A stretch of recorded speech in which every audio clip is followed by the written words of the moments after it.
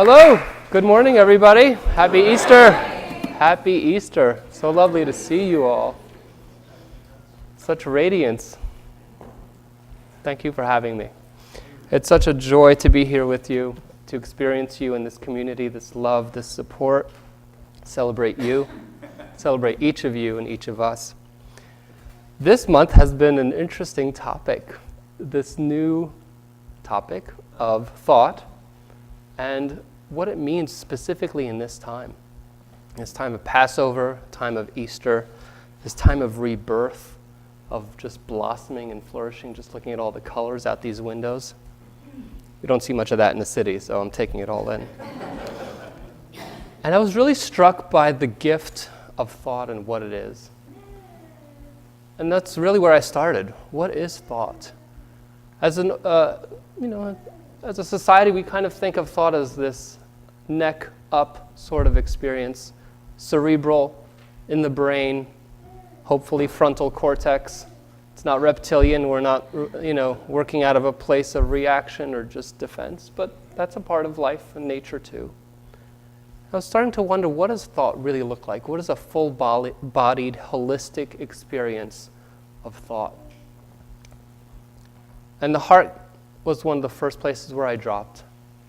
And to realize that even science now tells us the amount of neurons that are in the heart, that it is its own brain center of memories, of information, of receptivity. And I think we all know that intuitively when we say we're heartbroken or our heart is full, that there is this intelligence that is not just up here.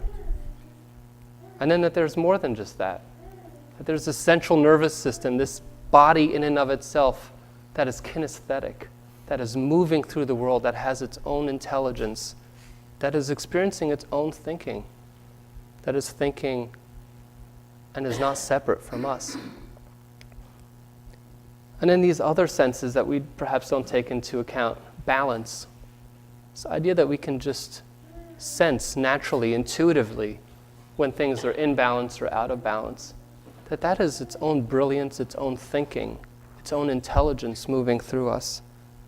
Pain, relief, all these words that we have used and conceptualized as maybe emotions or senses are actually, I would suggest, their own intelligence, their own thought, their own life living in, through, as, and around us. And what we put around those words, the judgments we put around those words, is the work. But there is great diversity, and that's the first thing I just want to share. The good news today is that there is such a richness of thought in our lives. Whether we label it old thought, now thought, new thought, whatever it is coming to us in so many directions and moving through us and as us. And that is spirit moving and living life through us and as us. And some of it at the same time is our thinking.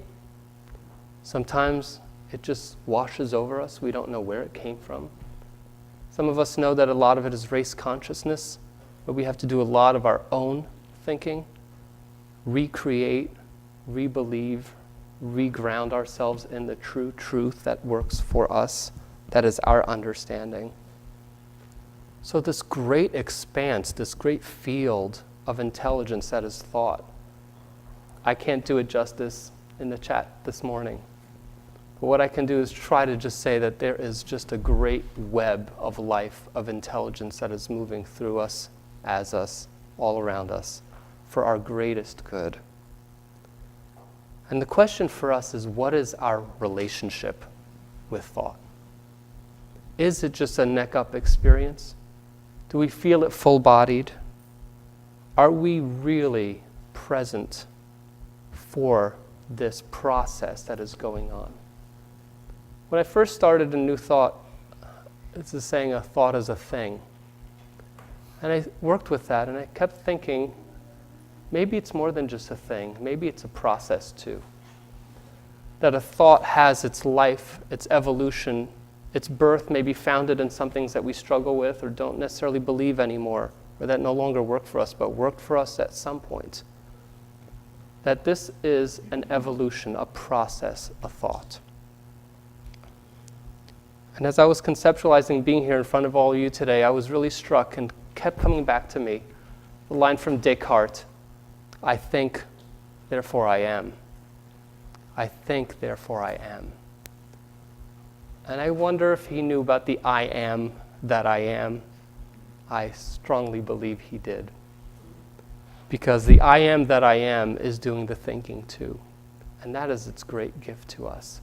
And our gift to it in being co-creators, co-thinkers, just holders of that space within us, around us, and for all around us. So the question for us often can be, who's doing the thinking? Is it me? Is it my condition? Is it my past? Is it something that's been passed on to us? Is it ours? And that's one of the first gifts of thinking in and of itself. Just like Descartes, this idea of curiosity. When that child will speak, I know that it will say a lot of things, but one of the ones that it'll say often is why? Why? Why is the sky blue? Why blue? And it will keep going and going and going. And I think that's just the greatest gift of thought. It is this flourishing of wonder, this flourishing of curiosity, this moreness of life, this continual self-invitation to what is unfolding right before us, and asking, not out of a place of judgment, but just sheer delight and wonder. Why? Why?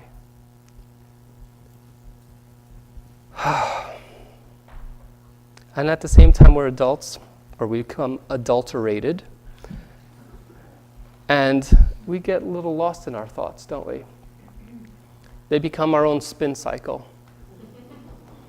I joke around, my prayer partner is Karim, and every once in a while we'll share in our prayers, we'll say, we're a little lost somewhere, and our phrase to each other is, sounds like you're in the wrong neighborhood. You've just gotten lost in the wrong neighborhood.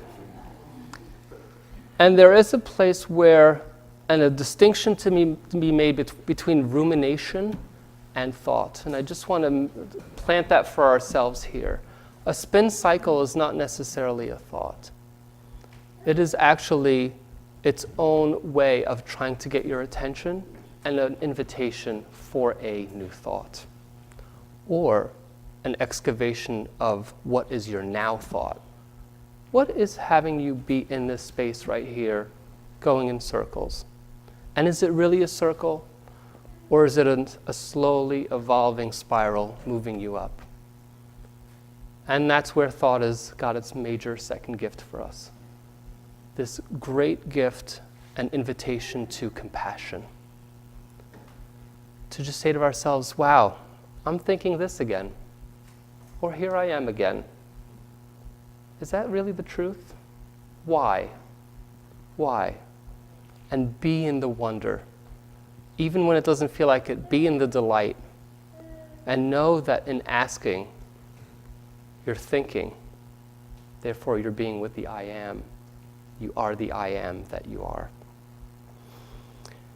And the biggest question for us in our thinking is it reinforcing unity or separation?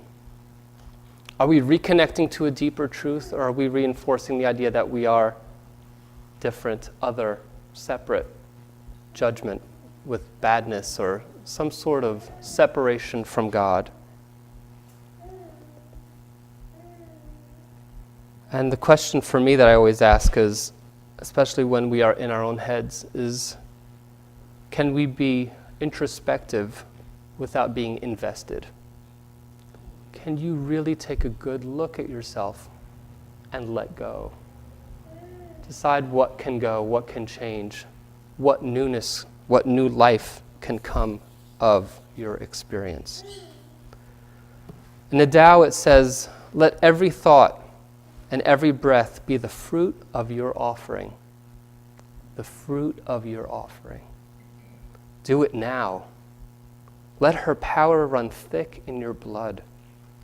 There will be no obstacle you cannot overcome, no limit you cannot surpass. let her power run thick in your blood. I find that to be a rather powerful image on Easter Sunday.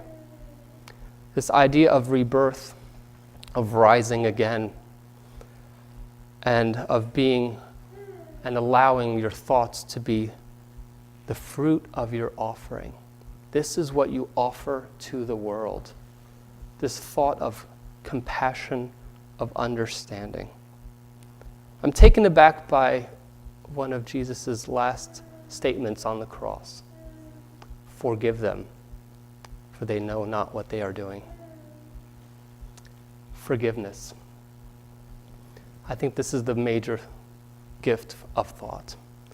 This idea of inviting and letting go, and forgiveness is at the core of that.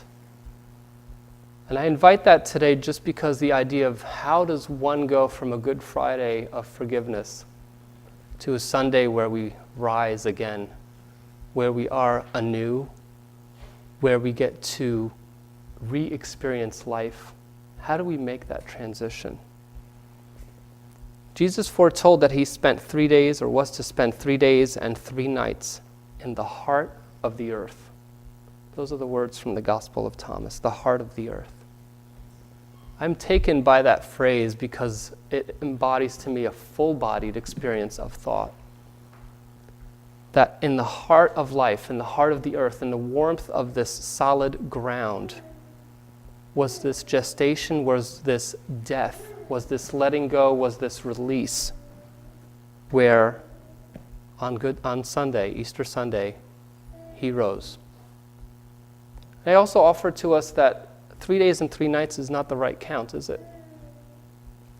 If you look, the count between Friday and Sunday, not 3 days, not 3 nights. Right? I mean, and that's because God works in God's time.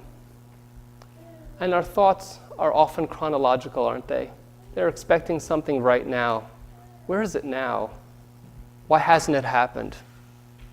And I offer to you that in God's heart, or in the earth's heart, that things move beyond the time of our understanding, move beyond the time of chronology, that there is some grace, some intelligence, yes, thought, that is going into all of this, which, yes, we participate in.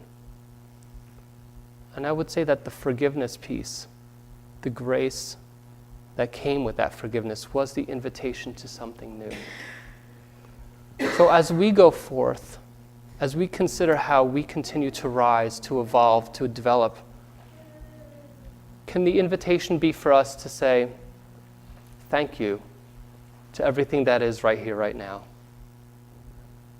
To everything that isn't working for us, forgive it and still be grateful. To honor it for that, how it has served us. It served us at some point or another, reptilian or not, knee-jerk reaction or not, conditioning from parents or not, that it served us. We are here now. I think, therefore I am. The am that I am is here, right now, with all the thoughts that have got us here. We can be thankful and let them go. And the last one that I leave you with is, you will see, and I will see, and all of us will continue to see the divine inspiration that is thought, that is co-creating in every moment in each other's faces. I see the face of God in each of you. Each of you. And Jesus said this too in the Gospel of Thomas, know the one in the presence before your face, and what is hidden from you will be revealed. There is nothing that will not appear, and nothing buried that will not be raised. In you, in each other, in our relationships, in our thoughts, are all these gifts for us, where that which is buried, which is unclear, which is hidden or seemingly so, will come to the fore. Maybe not 3 days and 3 nights. Maybe not in our own time, but it will be raised, and we will rise. And that's the good news. So it is. Amen.